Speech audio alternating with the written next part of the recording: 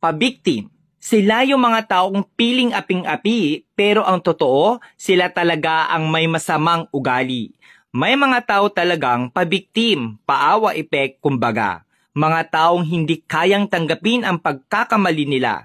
Tapos kung makakwento sa ibang tao, siya pa yung biktima sa istorya. Dahil sa kwento niya, siya ang inaapi pero kapag nakilala mo ng husto, siya pala yung hindi gumagawa ng mabuti. Kaya bago kayo kumampi, alamin mo muna ang buong istorya. Baka masyado kayong naaawa sa maling tao na pabiktim at magaling magsinungaling. Kaya sa mga pabiktim dyan, huwag gumawa ng sitwasyong ikaw naman ang may gawa.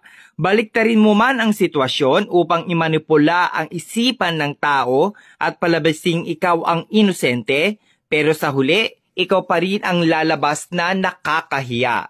Kaya lagi mong tatandaan, stop acting like always pabiktim sa mga sitwasyon.